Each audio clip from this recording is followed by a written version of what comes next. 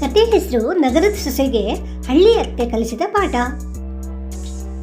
ಕರ್ನಾಟಕದ ಒಂದು ಸುಂದರ ಹಳ್ಳಿಯಲ್ಲಿ ಲಕ್ಷ್ಮಮ್ಮ ಅಂತ ಒಬ್ಬ ಜಾಣ ಅತ್ತೆ ವಾಸಿಸ್ತಿದ್ಲು. ಅವಳ ಮಗ ರಘು ಪಟ್ಟಣದಲ್ಲಿ ಕೆಲಸ ಮಾಡ್ತಿದ್ದ. ರಘುವಿನ ಮದುವೆ ಪಟ್ಟಣದಲ್ಲೇ ಬೆಳೆದು ಪಟ್ಟಣದಲ್ಲೇ ಓದಿದ ಸುನೀತಾ ಅನ್ನುವಂತಹ ಹುಡುಗಿ ಜೊತೆಗಾಯಿತು. ಈ ಸುನೀತಾ ಸ್ವಲ್ಪ ಅಹಂಕಾರ ಸೋಮಾರತನ ಇದ್ದಂತಹ ಹುಡುಗಿ ಆಗಿದ್ಲು. ಮದುವೆ ಆದ ಕೆಲವೇ ದಿನಗಳಲ್ಲಿ ಸುನೀತಾ ಹಳ್ಳಿ ಜನರನ್ನ ಅವರ ಜೀವನ ಶೈಲಿಯನ್ನು ಹೀಯಾಳಿಸಲಿಕ್ಕೆ ಆರಂಭಿಸಿದ್ಲು. ಈ ಹಳ್ಳಿಲಿ ಏನಿದೆ, ಧೂಳು, ಮಣ್ಣು ಮತ್ತು ಹಳೆಯ ಪದ್ಧತಿಗಳು ಮಾತ್ರ ಅಂತ ಅವಳು ಎಲ್ಲರ ಮುಂದೆ ಹೇಳ್ತಿದ್ಲು. ಲಕ್ಷ್ಮಮ್ಮ ಎಲ್ಲವನ್ನು ಕೇಳ್ತಿದ್ಲು, ಆದರೆ ಪ್ರತಿಕ್ರಿಯಿಸದೆ ನಗು ಮುಗ್ದಿಂದಲೇ ಇರ್ತಿದ್ಲು. ಒಂದಿನ ಸುನೀತಾ ತನ್ನ ಸ್ನೇಹಿತರನ್ನ ಪಟ್ಟಣದಿಂದ ಮನೆ ಕರೆಸ್ಕೊಂಡ್ಲು. ಅವಳಿಗೆ ಅತ್ತೆಯ ಸರಳವಾದ ಮನೆ, ಸರಳವಾದ ಉಡುಗೆ ತೊಡುಗೆ ಬಗ್ಗೆ ನಾಚಿಕೆ. ಅತ್ತೆ, ಈ ಹಳೆಯ ಮಣ್ಣಿನ ಪಾತ್ರೆಗಳನ್ನು ಒಳಗೆ ಇಡಬೇಡಿ, ನನ್ನ ಸ್ನೇಹಿತೆಯರು ಬಂದಾಗ ನಗ್ತಾರೆ ಅಂದ್ಲು. ಲಕ್ಷ್ಮಮ್ಮ ಶಾಂತವಾಗಿ ತಲೆ ಆಡಿಸಿದ್ಲು. ಸ್ನೇಹಿತರು ಬಂದರು. ಎಲ್ಲರೂ ಹಳ್ಳಿ ಸೊಬಗನ್ನು ನೋಡಿ ಖುಷಿಪಟ್ಟರು. ಲಕ್ಷ್ಮಮ್ಮ ಹಳ್ಳಿಯಲ್ಲಿ ಬೆಳೆದ ಕಾಯಿ ಪಲ್ಯಗಳಿಂದ ರುಚಿಯಾದ ಅಡುಗೆಯನ್ನು ಅದೇ ಮಣ್ಣಿನ ಪಾತ್ರೆಯಲ್ಲಿ ಮಾಡಿದ್ಲು. ಮಣ್ಣಿನ ಪಾತ್ರೆಯಲ್ಲಿ ಸಿದ್ಧವಾದ ಊಟ ತಿಂದಾಗ ಎಲ್ಲರೂ ಲಕ್ಷ್ಮಮ್ಮನನ್ನು ತುಂಬ ಹೊಗಳಿದ್ರು. ಸುನೀತಾ, ಇಷ್ಟು ರುಚಿಯಾದ ಊಟ ನಾವು ಪಟ್ಟಣದಲ್ಲಿ ಎಂದೂ ತಿಂದಿಲ್ಲ ಅಂದರು. ಸುನೀತಾ ಅತ್ತೆಯನ್ನು ನೋಡಿ ಮುಖ ಮುರಿದ್ಲು. ಅವಳಿಗೆ ಹೊಟ್ಟೆ ಕಿಚ್ಚಾಯಿತು.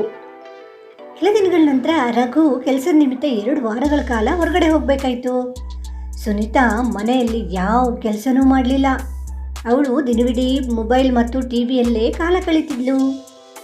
ಒಂದು ರಾತ್ರಿ ಜೋರ ಗಾಳಿ ಬೀಸಿ ಭಾರೀ ಮಳೆ ಸುರಿತು. ಮನೆ ಹಿಂಭಾಗದಲ್ಲಿ ನೀರು ನಿಂತು ಬೆಳೆ ಹಾನಿಯಾಗುವ ಸ್ಥಿತಿ ಉಂಟಾಯಿತು. ಲಕ್ಷ್ಮಮ್ಮ ವಯಸ್ಸಾದರೂ ಮಳೆಯಲ್ಲಿ ಹೊರಗೆ ಹೋಗಿ ನೀರಿನ ದಾರಿ ತೆರೆಯಲಿಕ್ಕೆ ಪ್ರಾರಂಭಿಸಿದ್ಲು.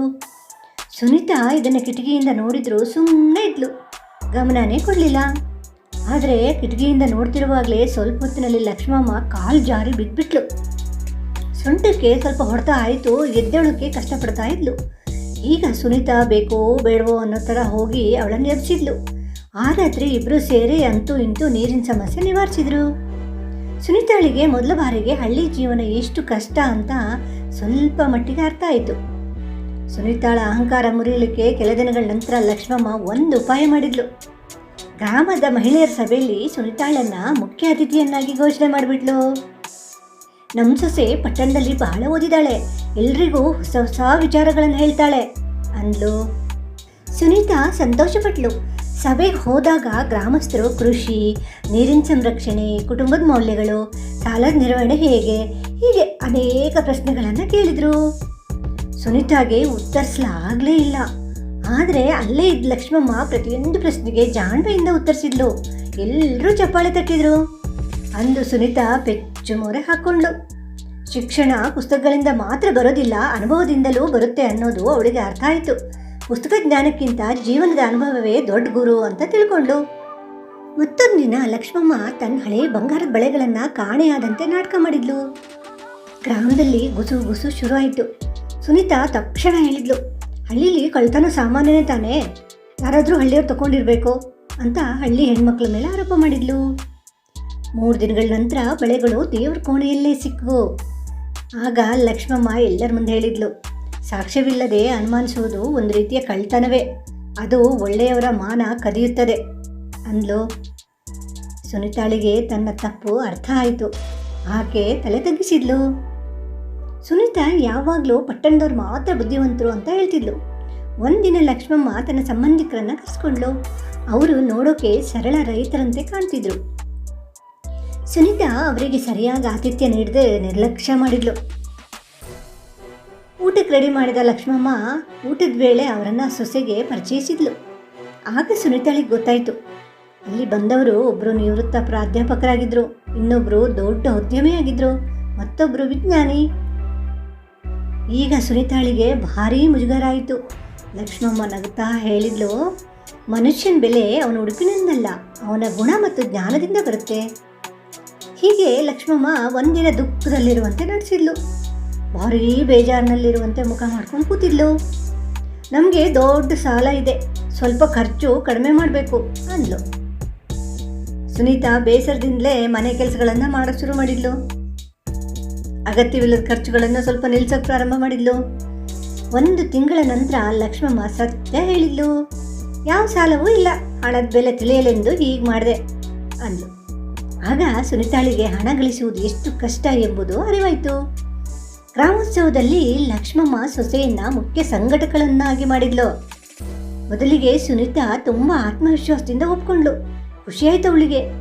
ಆದರೆ 100 ಜನರ ವ್ಯವಸ್ಥೆ, ಊಟ, ನೀರು, ಅತಿಥಿಗಳ ನಿರ್ವಹಣೆ ಎಲ್ಲವೂ ಗೊಂದಲ ಆಯಿತು. ಆಗ ಗ್ರಾಮಸ್ಥರು ಮತ್ತು ಲಕ್ಷ್ಮಮ್ಮ ಶಾಂತವಾಗಿ ಅವಳಿಗೆ ಸಹಾಯ ಮಾಡಿದರು. ಕಾರ್ಯಕ್ರಮ ಭರ್ಜರಿಯಾಗಿ ಯಶಸ್ವಿಯಾಯಿತು. ಕೊನೆಯಲ್ಲಿ ಲಕ್ಷ್ಮಮ್ಮ ಹೇಳಿದ್ಲು, ನಾಯಕತ್ವ ಅಂದರೆ ಆದೇಶ ಕೊಡೋದಲ್ಲ, ಎಲ್ಲರನ್ನ ಜೊತೆಗೆ ಕರೆದೊಯ್ಯುವುದು. ಆ ಮಾತು ಸುನಿತಾಳ ಹೃದಯಕ್ಕೆ ತಟ್ಟು. ಅವಳ ಕಣ್ಣು ತೆರೀತು. ಹೀಗೆ ಕೆಲವು ತಿಂಗಳ ನಂತರ ರಘು ಕೆಲಸ ಕಳ್ಕೊಂಡ್ಬಿಟ್ಟ. ಕುಟುಂಬದ ಆದಾಯ ನಿಂತಿತ್ತು. ಸುನಿತಾ ತುಂಬ ಭಯಪಟ್ಲು, ಹೇಗೆ ಜೀವನ ಸಾಗಿಸೋದಪ್ಪ ಅಂತ. ಆದರೆ ಲಕ್ಷ್ಮಮ್ಮ ವರ್ಷಗಳ ಕಾಲದಿಂದ ಉಳಿಸ್ಕೊಂಡಿದ್ದ ಉಳಿತಾಯದ ಹಣವನ್ನು ತೆಗೆದುಕೊಟ್ಲು. ಜೀವನ ನಡೀತು. ಲಕ್ಷ್ಮಮ್ಮ ಕೊನೆಗೆ ಹೇಳಿದ್ಲು, ಕುಟುಂಬದ ಸಂಕಷ್ಟದಲ್ಲಿ ಹಣಕ್ಕಿಂತ ಒಗ್ಗಟ್ಟು ಮುಖ್ಯ. ಸುನಿತಾಳ ಕಣ್ಣಲ್ಲಿ ಈಗ ನೀರು ಬಂತು. ಅವಳು ಇದುವರೆಗೆ ಅತ್ತೆಯನ್ನು ತುಂಬ ತಪ್ಪಾಗಿ ಅರ್ಥ ಮಾಡ್ಕೊಂಡಿದ್ಲು. ಒಂದಿನ ಗ್ರಾಮದ ಜಾತ್ರೆಯಲ್ಲಿ ಸುನಿತಾ ಎಲ್ಲರ ಮುಂದೆ ಮಾತನಾಡಿಬಿಟ್ಲು. ನಾನು ಪಟ್ಟಣದವಳು ಅಂತ ತುಂಬ ಹೆಮ್ಮೆ ಪಡ್ತಿದ್ದೆ. ಹಳ್ಳಿಯವರನ್ನು ಕಡಿಮೆ ಅಂದ್ಕೊಂಡಿದ್ದೆ. ಆದರೆ ಜೀವನದ ನಿಜವಾದ ಪಾಠವನ್ನು ನನಗೆ ಕಲಿಸಿದ್ದು ನನ್ನ ಅತ್ತೆ ಲಕ್ಷ್ಮಮ್ಮ. ಎಲ್ಲರೂ ಚಪ್ಪಾಳೆ ತಟ್ಟಿದ್ರು.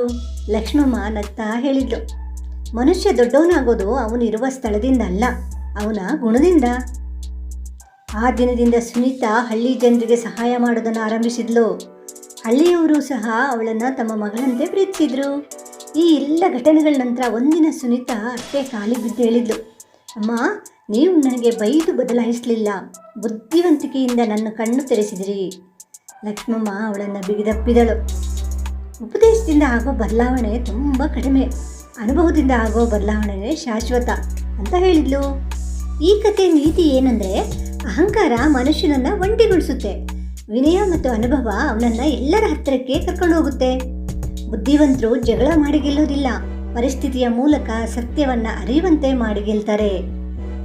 ಸ್ನೇಹಿತರೆ, ಅಹಂಕಾರವನ್ನು ಮುರಿಯುವ ಅತ್ಯುತ್ತಮ ಆಯುಧ ಅಂದರೆ ಜ್ಞಾನ ಮತ್ತು ತಾಳ್ಮೆ. ಈ ವಿಡಿಯೋ ನಿಮ್ಗೆ ಇಷ್ಟ ಆದರೆ ಒಂದು ಲೈಕ್ ಕೊಟ್ಟು ಶೇರ್ ಮಾಡಿ, ಚಾನಲನ್ನು ಸಬ್ಸ್ಕ್ರೈಬ್ ಮಾಡ್ಕೊಳ್ಳಿ. ನಮಸ್ಕಾರ.